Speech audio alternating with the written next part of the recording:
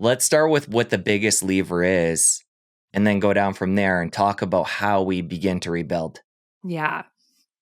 So the biggest lever is food. For me, it's always starts with food because we are 100% molecularly made from food.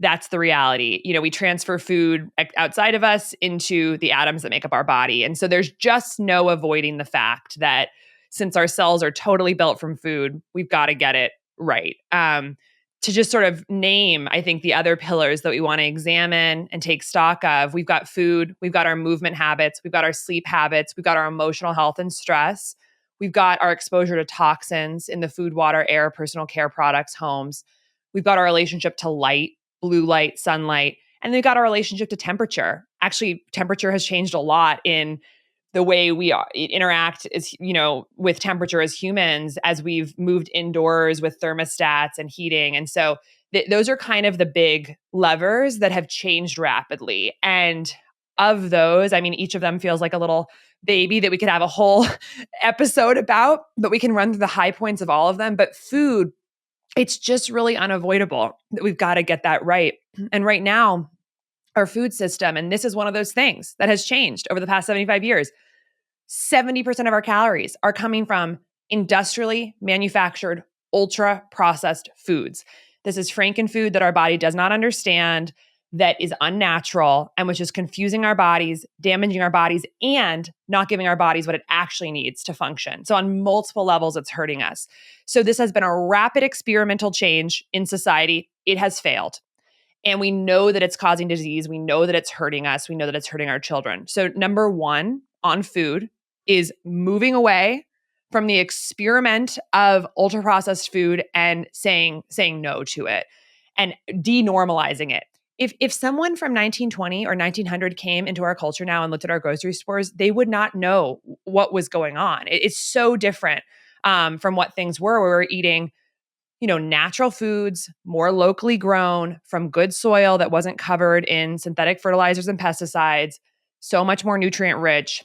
That's what we need to get back to. And so the big message on food is we need to be giving our bodies the molecular information to function properly and to be built properly. And that means moving back towards unprocessed, clean food from good soil. So that's kind of the highest level of the food. As you give that explanation, it kind of jumps out at me, the fact that when we're looking at food, there's the input aspect and feeding our cells and feeding our body what it needs nutrition-wise, and then avoiding the toxins. So for somebody, you mentioned ultra-processed foods, for somebody that's a new term to, talk about specifically what that is, because there's this gray area continuing to develop even in the health space where there's, classic chips, there's chips like kind of in a gray area, and then there's certain brands coming out with better options that are fried in avocado oil. And we could do this on and on with a lot of different products where there's this continuum and not necessarily everything in a package is bad. So let's talk about what that line is for you when we're talking about ultra-processed foods. Yeah, absolutely. Well, I'm going to steal this from Dr. Rob Lustig, who gives a great, very simplistic way of understanding the processing of food. So first of all, there is a classification system that has been created, which it's good to get familiar with, which basically is a spectrum of how processed a food is. And there's group 1, which is unprocessed or minimally processed. And this is what we want 100% of our food to really come from. There's group 2, which is processed culinary ingredients. So these are like salt, sugars, oils, things that get added to unprocessed or minimally processed foods to make them a group 3, which is a processed food.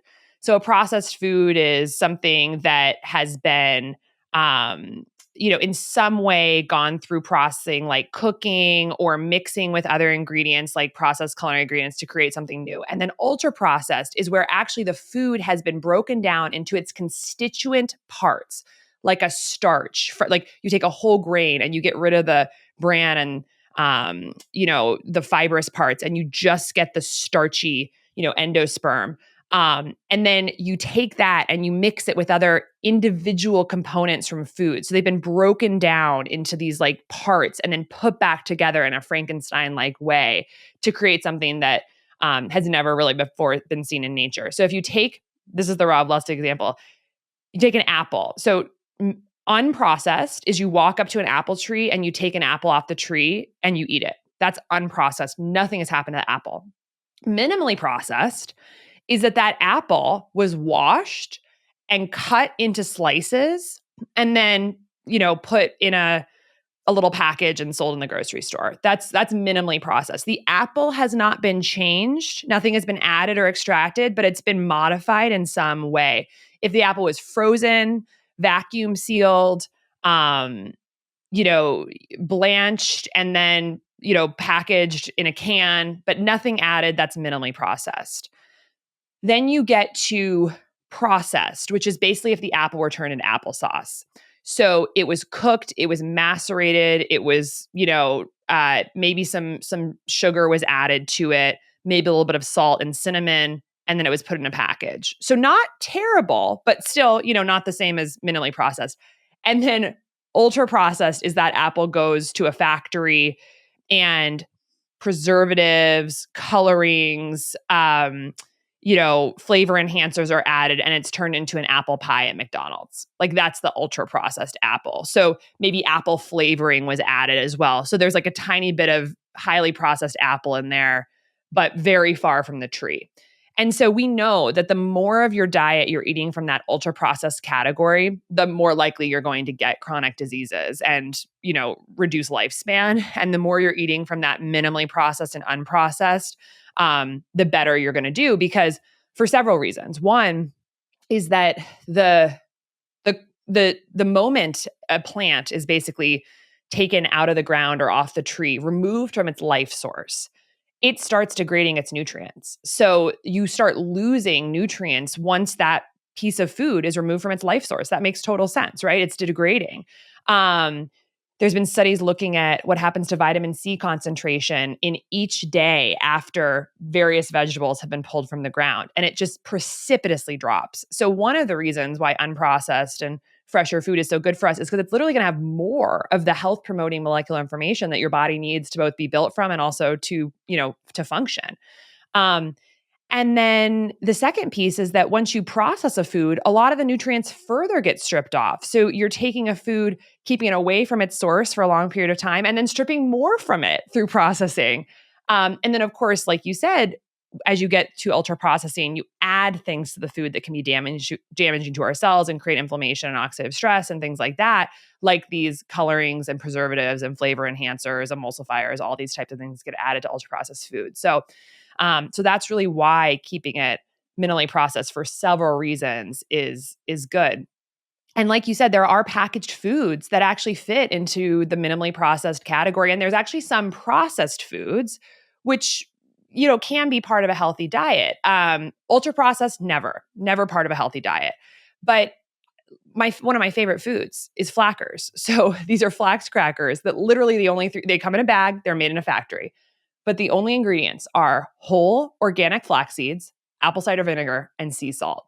So that is a somewhere between minimally processed and processed food that I absolutely think is fully conducive with super healthy lifestyle. So really, I think the name of the game with all of this is if you're buying a packaged food, read the labels religiously and make sure that you understand and know every single ingredient in that product. Hopefully it has very minimal ingredients, 3 or 4, and doesn't have additives that we know are not conducive with good health, like added refined sugar, added industrial seed oils, added ultra processed grains, and things like that. Those last 3 you gave there, I think, are a really good way of assessing a product. You mentioned, sugar, refined grains, and seed oils. And seed oils seem to be becoming more and more of a conversation in the health realm, which is great because they're just so prevalent within the processed food realm, and they just do so much destruction to the body. Yeah, I think what's really important for people to realize is that I think the debate around whether seed oils are a problem right now is like honestly, it's just a testament to how powerful industry is and confusing the conversation. Like these have become the number one source of fat for Americans. And they are not a fat that is helping us. So the reason they're not helping us is multifold. But one is that these ultra processed industrial seed oils like never existed throughout human history until very recently. Like if you Google, and I recommend everyone do this, a YouTube video on how canola oil is made, it is one of the most horrifying, disgusting processes. It's like basically industrial waste that we're eating. These things have to be these oils have to be chemically extracted with often toxic chemicals like hexane, de-waxed, bleached, heated to super high temperatures, and then they're put in a plastic bottle, that sit on shelves for years. So obviously the production process, not great, but they're very high in omega-6 fats. And we know that when we need omega-6 fats for our health, but when we far overload the body with omega-6 fats as a percentage and ratio to the other type of fat that's very common in the diet, omega-3, what that does is it just really overwhelms the body with this pro-inflammatory fat. And that gets debated a lot. But I think one piece of information that's helpful for people to know that doesn't get talked about a lot is that omega-3s, which can basically be converted from plant-based omega-3s all the way down to EPA and DHA, which are the really biologically active anti-inflammatory versions of omega-3s that we know incorporate into cell membranes and that are part of the anti-inflammatory sort of resolving chronic inflammation response. To convert from these upstream omega-3s like ALA down to EPA and DHA in the body through a set of chemical reactions, it requires them to actually use all these enzymes in the body, these little protein machines called elongases and desaturases. And there's like 4 or 5 of them that upstream omega-3 from plants, alpha linoleic acid, has to basically go through a several step process to get to the EPA and DHA that we really want. Well, something fascinating is that the omega-6 fats use the exact same set of enzymes to get to their downstream versions that are pro-inflammatory. So you start at the top with things like linoleic acid, upstream omega-6, and it goes through the exact same conversion process to make things like arachidonic acid, which is pro-inflammatory.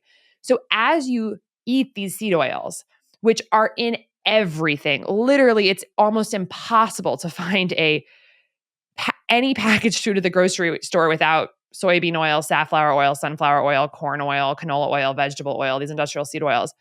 You are essentially overwhelming the enzyme machinery in the body that could be doing work for you to create positive bioactive omega-3 fatty acids. You are blocking the activation site of these enzymes. So when I'm reading labels and avoiding the seed oils, I'm like, yeah, I'm freeing up enzymatic capacity in my body to allow all these plant-based omega-3s that I'm eating from chia seeds, hemp seeds, flax seeds, et cetera, walnuts, so that they can actually do the work in my body that creates, health. And so everything in the body, it's kind of a zero-sum game. And you don't want to compete. You don't want to outcompete these enzymes with things that are creating problematic things, as opposed to letting them have the capacity to do the work to help you feel healthier. So that's one of the big reasons I stay away from seed oils, is really just creating more capacity in my body to do the good work and not block it, with stuff that's not going to help me. And the way I understand it, these oils aren't only being touted, well, they're not being touted as neutral, they're being touted as heart healthy. And they get a stamp from the higher ups, an encouragement that these are good for us and we should be eating more of them. Yeah, it's shocking. I think in my view, food is, like I said, food is molecular information. And we kind of know what our cells are built of. We know what our cell membranes are built of. We know what types of fats do like really helpful work in the body. And I think we want to put more of those in. So I'm always going to focus on, more omega-3 fats and, really eliminating anything that's trans fat, of course, and reducing omega-6s as much as humanly possible. Because just living in America today, you're going to be exposed to more omega-6s than we've, ever been before in human history, in part because even if we're primarily eating an animal-based diet, a lot of the animals are now just, instead of eating grass and the natural foods they're supposed to be eating that build omega-3s in their bodies, they're eating corn and soy, industrially, processed industrial grains. And so even the animals we're eating have higher omega-6 content. So we're overwhelmed. And a lot of it is just pulling back the density of that by being super thoughtful about reading labels. It's just so disproportionate what we're exposing our bodies to, and I think the bodies are very confused. If you enjoyed that clip, you're going to want to head over here and catch a full episode. I'll see you over there. Everyone needs to care about this because metabolism and metabolic health, it is the core foundational layer that all health is built upon. That is the biggest blind spot in Western healthcare.